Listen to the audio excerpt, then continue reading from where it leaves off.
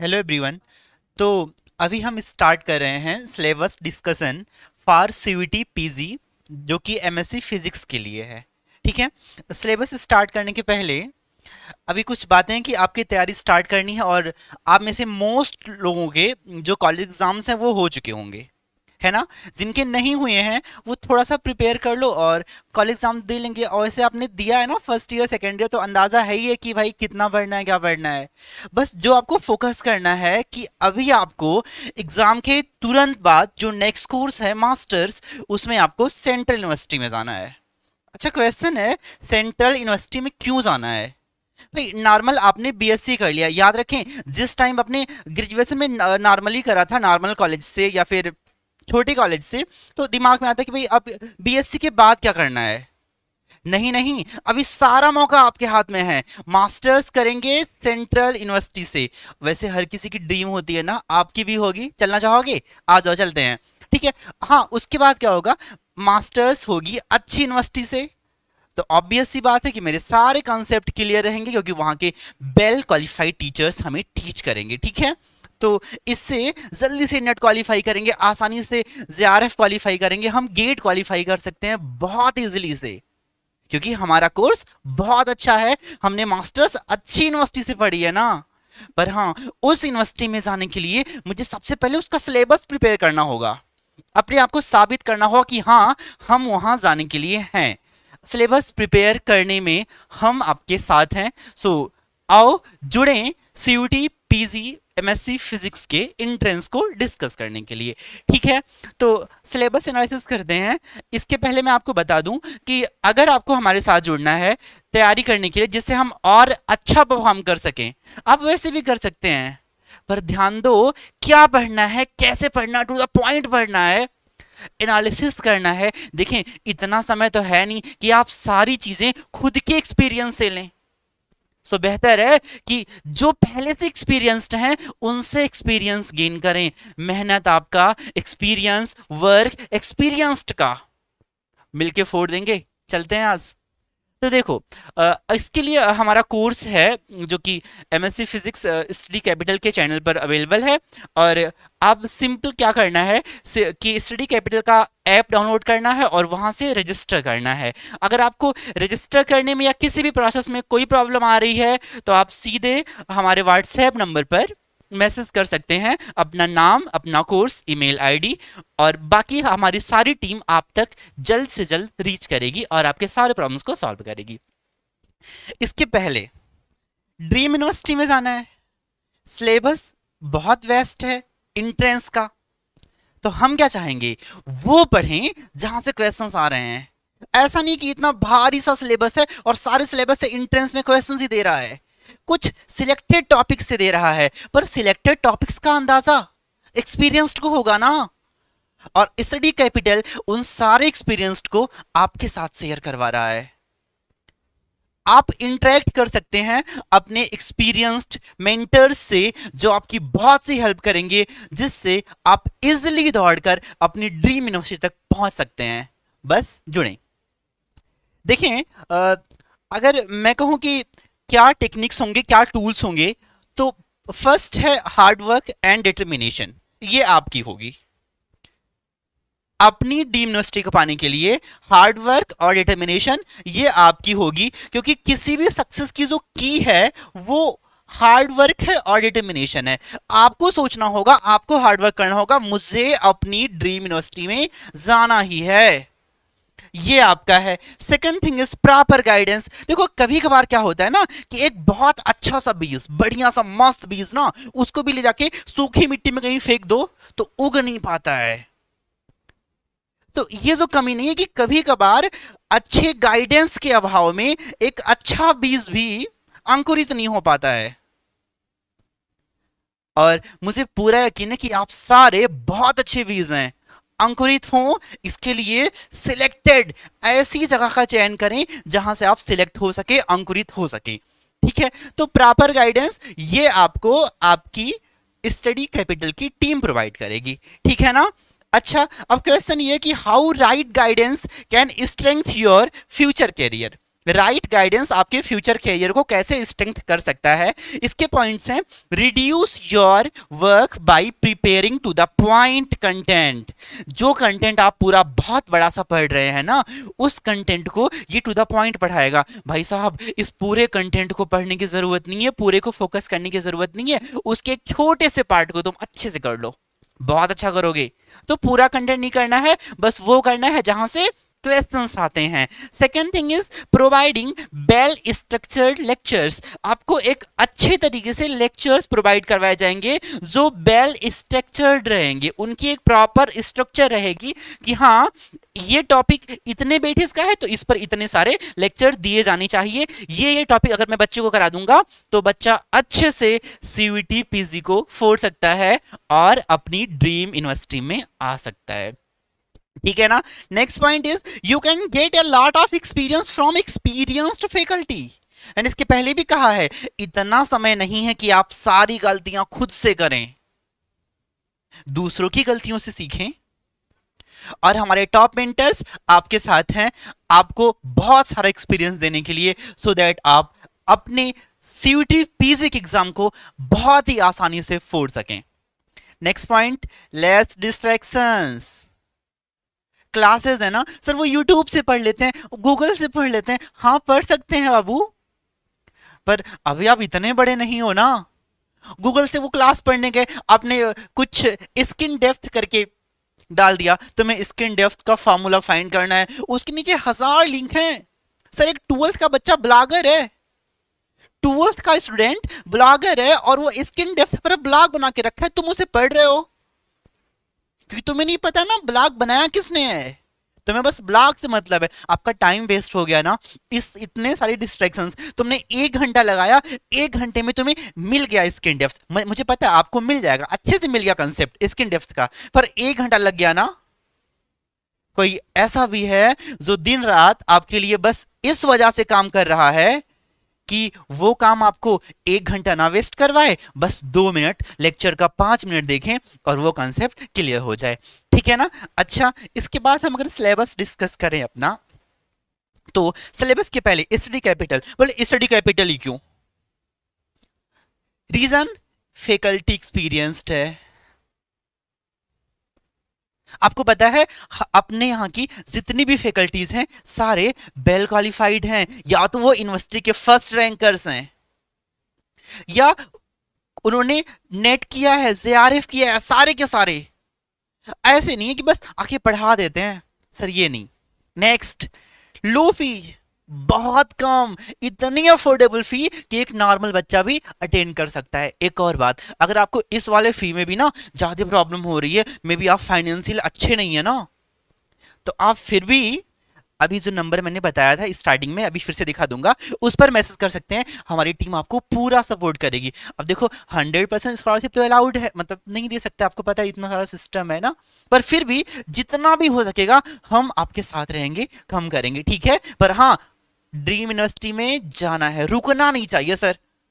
Next point is regular analysis through continuous exercise. रोज exercise करवाया जाएगा जिससे आपके कंसेप्ट का रेगुलर एनालिसिस हो सके। और last point, previous and past trend of paper analysis for your better result. आपके बेटर रिजल्ट के लिए पेपर का एनालिसिस करा जाएगा। सर हम भी तो कर सकते हैं। नहीं नहीं, आप करोगे और मेंटर करेगा, दोनों में बड़ा डिफरेंस है।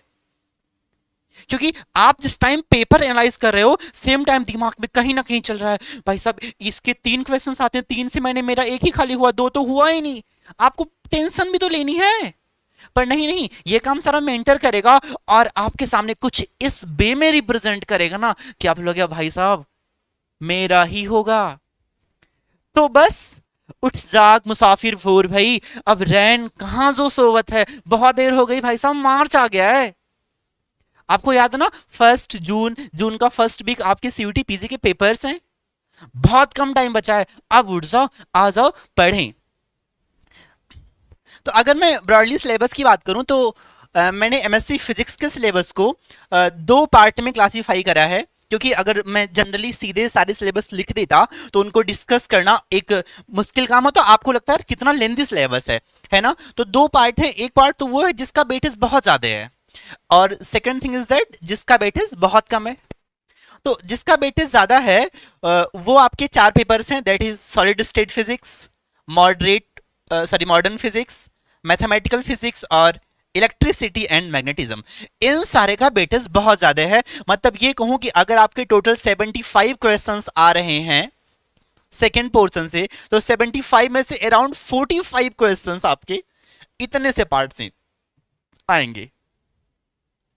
और हाँ, सॉलिड स्टेट फिजिक्स इजी भी है जो सिलेबस में है सर, बहुत इजी है। मॉडर्न फिजिक्स, अरे भाई साहब गारंटी लेता हूं, गारंटी सारा फोड़ दोगे इसका, मॉडर्न फिजिक्स का, इसका सारा मैथमेटिकल फिजिक्स एकदम बेसिक क्वेश्चन उठते हैं, ये डील कर लेना। इलेक्ट्रिसिटी एंड मैग्नेटिज्म 12th पढ़ा है ना, ग्रेजुएशन भी पढ़ा है, बस उन्हीं को मिला करके बहुत बेसिक कंसेप्ट से क्वेश्चन यहां भी सर थोड़ा सा डीप भी होगा।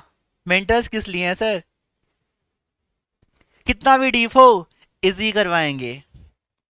यहां से 45 आपने 45 कर लिया ना, सिलेक्शन श्योर। अब जो सेकेंड पार्ट है मॉडरेट वेटेज वाला, उसे इसलिए करना है ताकि आप फर्स्ट रैंक ला सकें, सेकेंड रैंक ला सकें, थर्ड रैंक ला सकें। इस पार्ट से सिलेक्शन कंफर्म, सिलेक्शन कंफर्म यहां से, बाकी रैंकिंग की प्रक्रिया यहां से हो जाएगी इस वाले पार्ट से। तो जो मॉडरेट वेटेज का पार्ट है उसमें तुम्हारा थर्मल फिजिक्स आ जाएगा, ऑसिलेशंस एंड वेव और क्लासिकल फिजिक्स आ जाएगा। ठीक है, तो 45 अगर यहां हुई तो इस पार्ट से तुम्हारे कितने क्वेश्चंस हो जाएंगे, 30 क्वेश्चंस। ठीक है ना, तो सेकेंड पार्ट से मेरे 30 क्वेश्चंस आ जाएंगे, फर्स्ट पार्ट से 45 क्वेश्चंस आ जाएंगे। तो अच्छा, इसमें से जो थर्मल फिजिक्स है इसको कुल मिलाकर के आप कर लें कि यहां से अराउंड 10 क्वेश्चंस आएंगे, ऑसिलेशन एंड वेव से 8 क्वेश्चंस आएंगे, और क्लासिकल को मिला करके 10 to 12 क्वेश्चंस आ जाएंगे। ठीक है, तो अगर मैं इनके पार्ट के सिलेबस को डिस्कस करूं एक बार, तो देखें जो सॉलिड स्टेट फिजिक्स है इसमें क्या है, आपका क्रिस्टल स्ट्रक्चर है 12th level, Bravais lattice and basis, Miller indices, x ray diffractions and Bragg law, intrinsic and extrinsic semiconductors. Feel आ रहा है कितना इजी सिलेबस है। Variation of resistivity with temperature, हाय रे आपसे यही पूछ रहा है। श्योर सिलेक्शन, फर्मी लेवल, थोड़ा सा ग्रेजुएशन लेवल का। Next PN junction diode, IV characteristics, obvious सी बात है अगर डायोड पूछा है तो कैरेक्टरिस्टिक्स पूछेगा ही पूछेगा। जेनर डायोड और इसके एप्लीकेशंस, ध्यान दें इस वाले पार्ट में ना कहा भले इतना है, छुपा रहा है, बस जेनर डायोड कहा है ना, varactor diode, LED, photo diode सारे पूछेगा, सारे करवाया जाएगा। अच्छा, बीजेटी बाइपोलर जंक्शन ट्रांजिस्टर्स, इसमें कॉमन बेस, कॉमन एमिटर और कॉमन कलेक्टर तीनों mode, single stage amplifier, double stage, multi stage. ठीक है ना, तो ये पार्ट है। Boolean algebra, binary number system, conversion from one system to another.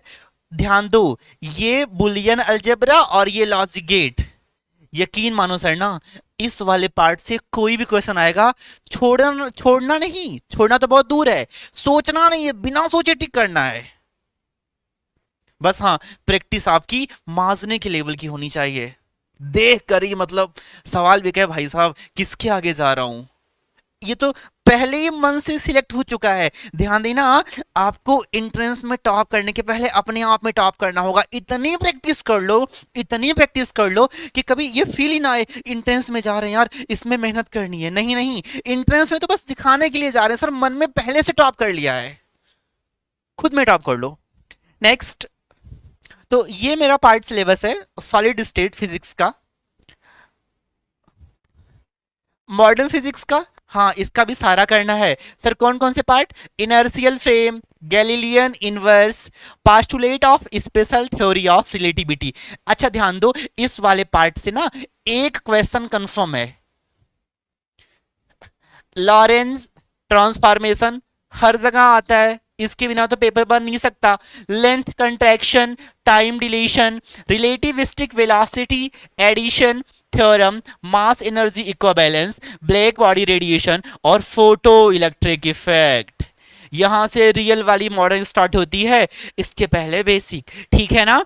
अच्छा सुनो, तो इसमें से जो फोटो इलेक्ट्रिक इफेक्ट है इस वाले पार्ट से लिख लेना 2 क्वेश्चन। नेक्स्ट कॉम्पटन इफेक्ट, एक, वो शिफ्ट इन वेवलेंथ, है ना। कई यूनिवर्सिटी के ना ग्रेजुएशन के सिलेबस में ये वाला कंसेप्ट है कॉम्पटन इफेक्ट, पर कईयों में नहीं है। जिनमें नहीं है ना वो भी पढ़ ही लेंगे ना। टीम किस लिए है, पढ़ किस लिए रहे हैं आप? Complete mentorship best. आपके सिलेबस में क्या है कोई मतलब नहीं, आपको वही पढ़ाया जाएगा जो एग्जाम में आने वाला है, टू द पॉइंट, ठीक है। तो नेक्स्ट श्रोडिंगर इक्वेशंस और it's solution, 1 2 and 3 dimensional boxes. इससे डरे ना, बहुत लेंदी नहीं, सिंपल वाले क्वेश्चंस आएंगे, ठीक है ना। Solution of Schrödinger's equations, 1 dimensional harmonic oscillators, reflection and transmission. Reflection transmission, sir वो श्रोडिंगर इक्वेशन ना, याद है, क्वांटम मैकेनिकल टनलिंग। अब तुम खुद ही सोचो, सिलेबस बना रहा है, आप एक बार दिमाग लगाओ ना अपना, क्वांटम मैकेनिक्स सिलेबस में इन्वॉल्व कर रहा है और क्वांटम मैकेनिकल टनलिंग नहीं लाएगा? पक्का आएगा सर, इस पर तो क्वेश्चन बनना ही चाहिए, ठीक है। नेक्स्ट पाउलीज एक्सक्लूजन प्रिंसिपल, मुस्कान आई ना चेहरे पर, पाउलीज एक्सक्लूजन प्रिंसिपल आपसे। Structure of atomic nucleus, mass, binding energy, हाँ इस पर क्वेश्चन, एक क्वेश्चन पक्का, बाइंडिंग एनर्जी से एक question sure. Radio activity, normal level, application, laws of radio active decay. आपने एक बात नोटिस करा होगा कि मैंने इसको इंपॉर्टेंट वाले सेक्शन में रखा है पेपर एनालिसिस के थ्रू, कि हाँ भाई पेपर एनालिसिस बता रहा है कि ये इंपॉर्टेंट है। सेकंड थिंग इज दैट ना कि ये बात इंपॉर्टेंट होने के साथ साथ इजी भी है, तभी मैंने कहा कि सिलेक्शन ले लेना है इस वाले पार्ट से। रीजन, पहली बात इजी है, दूसरी बात इंपॉर्टेंट है, इजी भी है इंपॉर्टेंट भी है, कौन नहीं चाहेगा सिलेक्शन लेना इससे। Next electricity and magnetism, Coulomb's law, मैं पढ़ता जा रहा हूं आपको फील आ रहा है, गास law, electric field and potential, electrostatic boundary condition, solution of Laplace equations for simple cases. कहीं लड़का परेशान ना हो जाए, सोच लो, सिलेबस क्रिएशन में इतना ध्यान रखा जा रहा है, आप परेशान ना हो। Solution of Laplace equation but only for simple cases, conductors, capacitors, हाय रे, डाइलेक्ट्रिक्स, डाइलेक्ट्रिक पोलराइजेशन, आपके मन की बात है, वॉल्यूम एंड सरफेस चार्ज, ये इलेक्ट्रोस्टैटिक एनर्जी, ये पार्ट तो आपका 12th का ही है, बस एक चीज एक्स्ट्रा हुआ है, सॉल्यूशन ऑफ लाप्लास इक्वेशंस। पर हाँ आप पढ़ोगे मजा आएगा। बायोसेवर्ट्स लॉ, मैग्नेटिज्म में आ गए सर, मैग्नेटिज्म में आ गए। फैराडेज लॉ, इलेक्ट्रोमैग्नेटिक इंडक्शन में आ गए।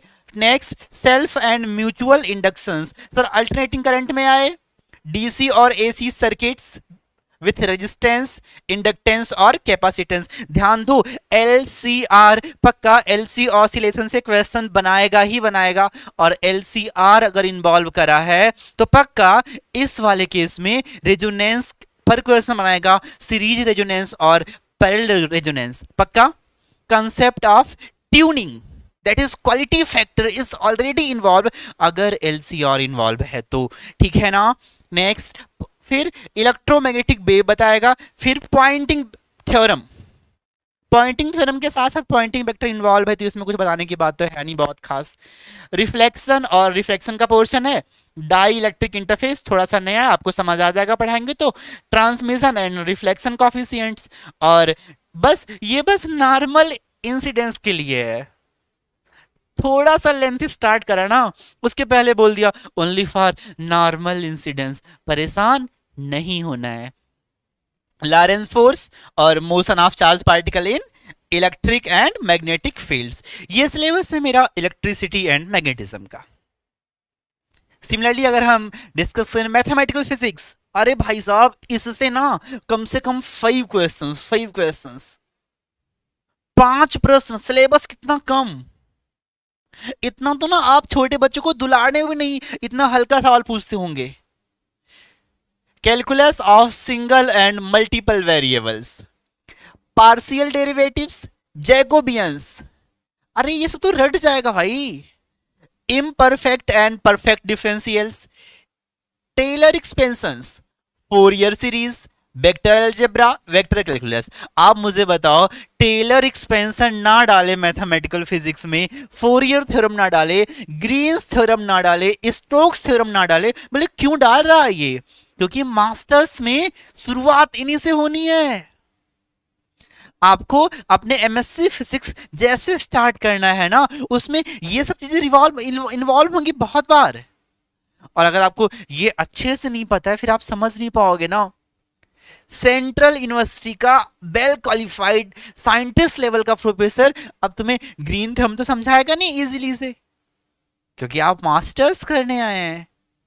उसके पहले आपको अपने आप को सॉल्व करना होगा ना, इसलिए सीखना जरूरी है। First order equations and linear second order differential equation का solution with coefficient. First order twelfth में सीख लिया था, लीनियर सेकंड ऑर्डर भी अभी कर लेंगे, ठीक है। फिर मैट्रिक्स एंड डिटरमिनेंट्स, इस पर सिर्फ क्वेश्चंस एकदम मजेदार वाले, और अलजेब्रा ऑफ कॉम्प्लेक्स नंबर। तो नेक्स्ट पॉइंट मेरा होगा कॉम्प्लेक्स नंबर का अलजेब्रा, ठीक है ना। ये थोड़ा सा नया है, नहीं 11th में पढ़ा था, आए बड़े।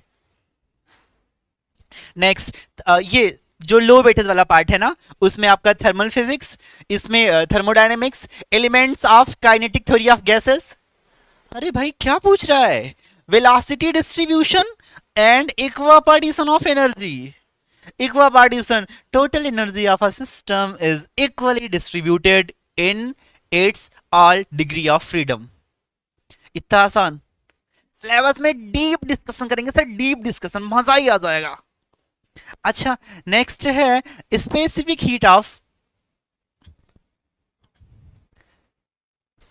तो स्पेसिफिक हीट और मोनो डाई एटॉमिक और ट्राई एटॉमिक गैसेस के लिए, ट्राई क्या पॉलीएटॉमिक के लिए पूछ ले आप बता ले जाओगे।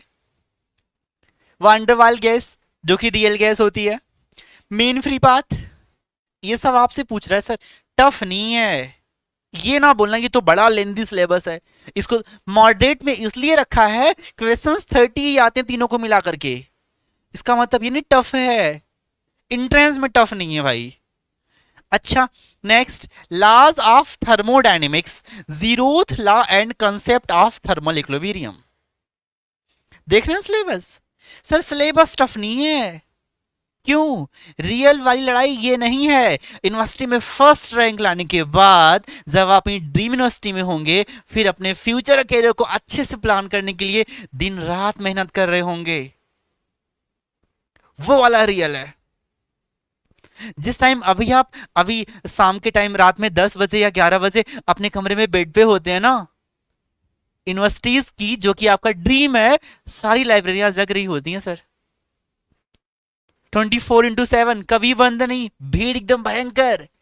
वो वाली मेहनत है, वहां पर आपको बहुत डट के मेहनत करना है, पर पहले वहां पहुंचना है, और वहां पहुंचने के लिए टीम आपके साथ। Next is reversible and irreversible quasi-static process, थोड़ा सा अलग है। Second law and entropy, Carnot cycle, Maxwell thermodynamics relations and simple applications, thermodynamics potential and their applications, phase transition और Clausius Clapeyron equations। यहां आपसे क्वेश्चंस पक्का बनेंगे, तो ध्यान रख लेना इसको, ठीक है। तो जिनको मैं अंडरलाइन कर रहा हूं उनको स्क्रीनशॉट लेके रेड कर लेना, भाई साहब यहां से पक्का बनेगा। अच्छा, आइडियाज ऑफ इनसिंबल्स, इनसिंबल्स याद आ रहा है ना? हाँ हाँ, इनसिंबल्स याद आ रहा है ना? पक्का सिलेबस में आओ, मस्त मजा आ जाएगा।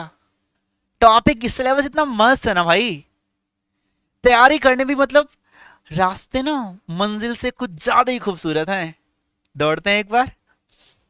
मैक्सवेल बोल्टमान और फर्मी डिराक स्टैटिक्स और बोस आइंस्टीन डिस्ट्रीब्यूशन 3 है, मैक्सवेल बोल्टमान, फर्मी डिराक और बोस आइंस्टीन, ठीक है। फर्मी डिराक किसके लिए है? फर्मियांस के लिए, बोस आइंस्टीन बोसान के लिए, और मैक्सवेल नॉर्मल पार्टिकल्स के लिए, ठीक है ना। चलिए तो आपका नेक्स्ट है मेरा ऑसिलेशन एंड वेव, और इसमें भी बहुत खास पार्ट नहीं है, डिफरेंशियल इक्वेशन है सिंपल हार्मोनिक ऑसिलेटर का और इसके जनरल सोल्यूशन है, सुपरपोजिशन है टू और मोर सिंपल हार्मोनिक ऑसिलेटर्स का, लिसाजू फिगर्स है और डैम्प्ड फोर्स्ड रेजोनेंस। अरे भाई ये सब नहीं पूछेगा आपसे, 11th वाला भी जानता है ये, मास्टर्स में इतना तो हक है ये पूछने का उसको। Wave equation, travelling and standing waves in one dimensional energy, बताओ ये सिलेबस है, पढ़ना पड़ेगा, थोड़ा सा ध्यान दे दो सर, मजा आ जाएगा। रैंक अंडर 10 लिख के ले लो, पर हाँ साथ चलना होगा, थोड़ा सा पढ़ना पड़ेगा, ठीक है। ऐसे बेड पे सोए सो नहीं, जगना पड़ेगा, कुछ टाइम बहुत अच्छे से जग लो, after that you will be in your cyber library. Energy transition in waves, group velocity और फेज वेलोसिटी, इनसे पक्का एक सवाल बनेगा, क्योंकि आज तक ऐसा कोई पेपर नहीं बना है जिसमें इन दोनों से सवाल ना बना हो। Sound waves in a medium, Doppler effect, apparent change in wavelength और फ्रीक्वेंसी, पक्का, due to relative motion in source and observer.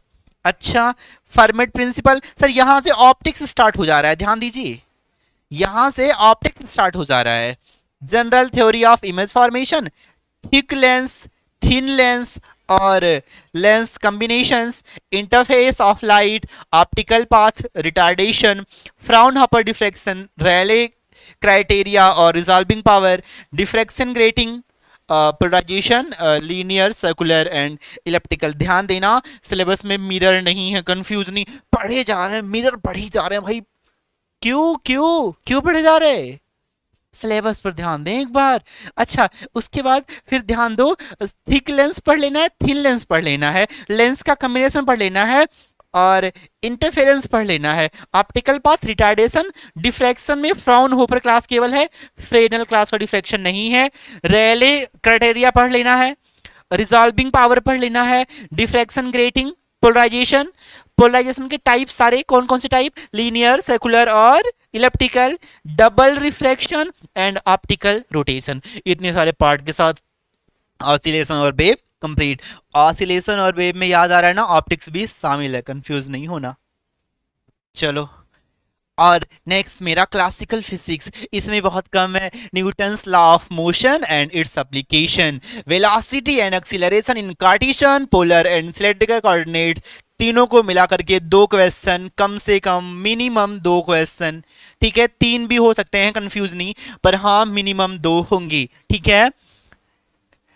Centrifugal और कोइलस फोर्स पर थ्योरी बेस्ड क्वेश्चन देकर टिक करना है, सॉल्व करने में बिल्कुल नहीं फंसना। और नेक्स्ट है मेरा motion under central force, Kepler's law, gravitational law and field और कंजर्वेटिव और नॉन कंजर्वेटिव फोर्सेस, ठीक है, बेसिक्स हैं। नेक्स्ट है मेरा system of particles, centre of mass, याद आ रहा आपसे पूछेगा ये, equation of motion of centre of mass, conservation of linear and angular momentum, conservation of energy, energy conservation linear और एंगुलर मोमेंटम को कंजर्व करवाएगा, वेरिएबल मास का प्रॉब्लम सॉल्व करवाएगा, इलास्टिक और इन इलास्टिक कोलिजन करवाएगा। सर ये तो बच्चे भी करते हैं, आपसे करवाएंगे। Rigid body motion, fixed axis rotation, rotation and translational moments of inertia and product of inertia. सुनकर लग रहा होगा भाई यहां से तो क्वेश्चन बनना ही चाहिए, सिलेबस एकदम जैसे आपके अकॉर्डिंग बनाया गया है, आप तो यही सोचे सर यहीं से बन जाए सिलेबस, कर ले मेहनत, निकल जाए, मिल जाए ड्रीम वाली यूनिवर्सिटी, पक्का मिल जाएगी। और parallel and perpendicular axis theorem, principal moments and axes, kinematics of moving fluid, जो फ्लूइड मूव कर रहे हैं उनकी kinematics, that is fluid dynamics, equation of continuity, वो याद है A1 B1 equals to A2 B2 भाई, और Euler's theorem and last Bernoulli theorem. ये अगर ना आप 2 दिन दे देना, थ्योरी क्लियर, 2 दिन में मस्त न्यूमेरिकल, 1 दिन में रिवीजन प्रैक्टिस, 1 हफ्ते में क्लासिकल फिजिक्स का कम से कम 7 से 8 क्वेश्चन डील, है ना, कितना आसान, 7 से 8 का मतलब 30 से 32 नंबर, तो ये सिलेबस बस इतना ही है और नहीं। तो अभी सिलेबस तो आपने देख लिया है, फिर तैयारी के लिए जुट जाओ।